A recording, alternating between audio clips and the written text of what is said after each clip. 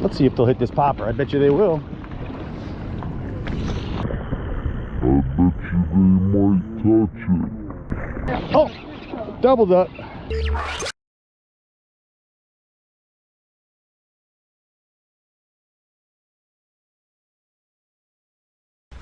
So you can see the bank is behind us. I'm right position where I want to be, right between the bank and the river channel. Now we saw birds right away, even though I'm still looking on my fish finder in this area. We see the birds.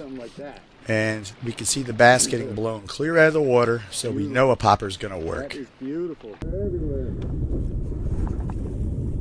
Pay attention to how many times Tommy casts. Let's see if they'll hit this popper. I bet you they will.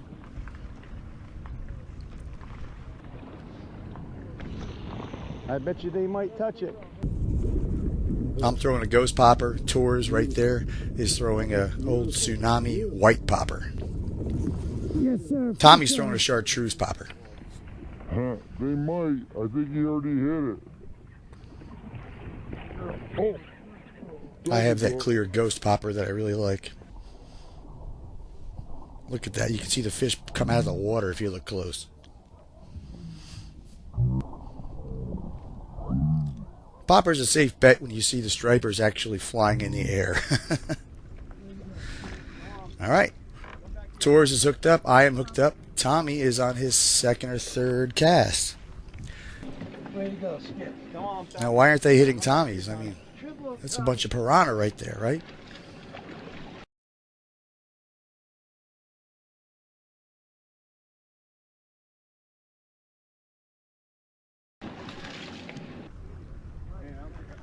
Well, it's because of water clarity. We've had extremely clear water right here, and water clarity really tells you the size and the pattern of bait you want to use. Natural colors work better. Smaller profiles work better. That clear water. You don't want something super crazy bright. They can see the bait so crystal clear in that water, get a good look at it, that I believe those super bright colors just don't look natural enough for them. They're great in stained water. So Tommy is still not hooked up. You hear him even say, I think my plug is too big. I'm trying, brother.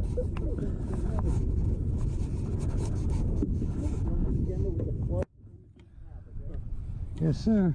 Ladies and gentlemen, striped bass, large popping plug. Those are two great adjustments to make, right? If they're not hitting and other people are catching fish. Size and color pattern. But he went down to a clear popper later on and caught just as many as anybody else.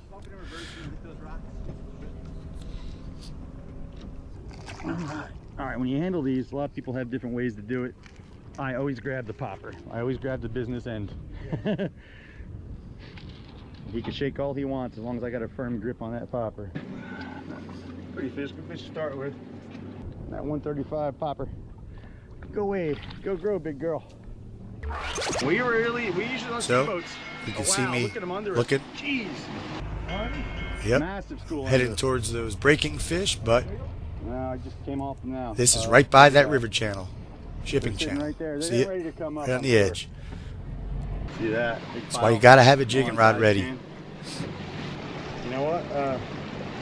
If you got a spoon, you might want to put it down. Hold on, let me see. We got 40 feet in the channel. You got it already?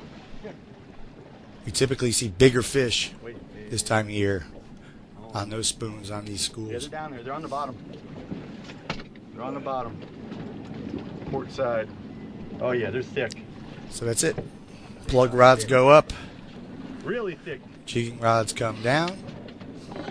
Tours is throwing a chartreuse. There's no way they're not going to hit that spoon.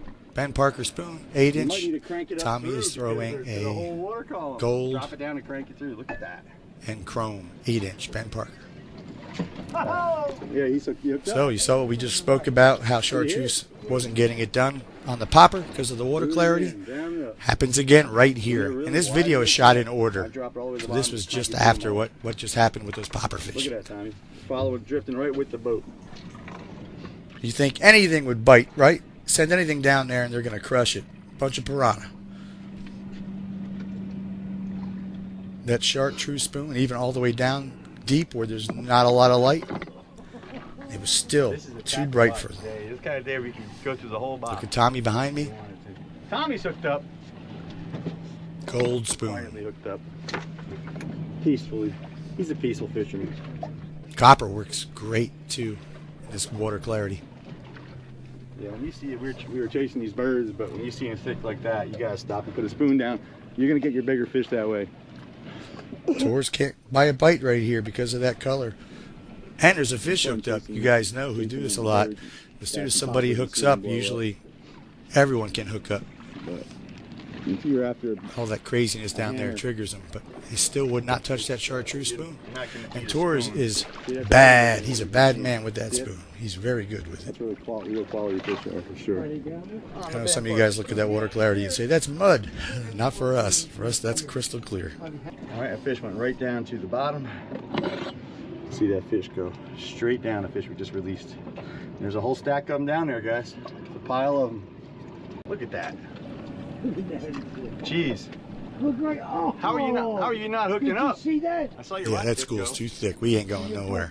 Oh, dude, they're from 40 to 10. Nobody around us either. They're all kind of chasing those birds. Just as thick as you'll ever see, man.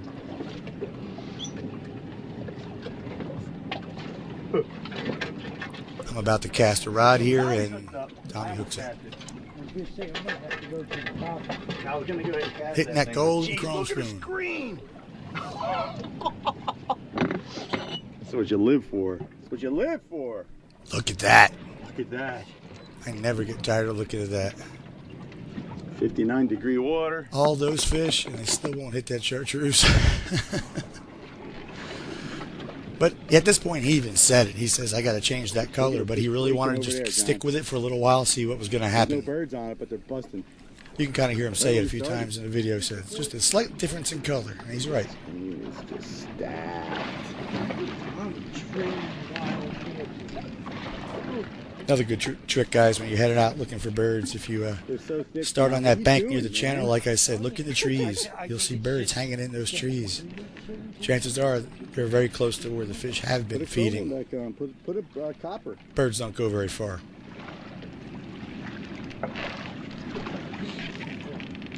Put a copper one on for sure. So that's basically it, guys. Make sure you have a rod for casting and a rod for jigging, minimum. When it comes to casting, I like to have something that I can throw a plug with and something that I can throw soft plastics with.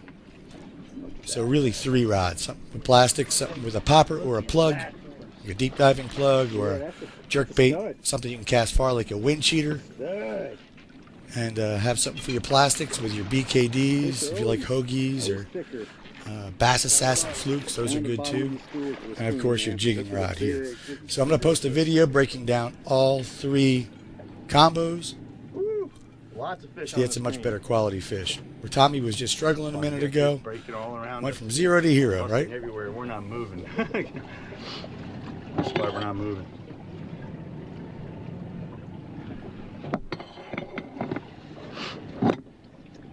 It's great that we can mark fish like that because we can stay away from the massive, the biomass of boats.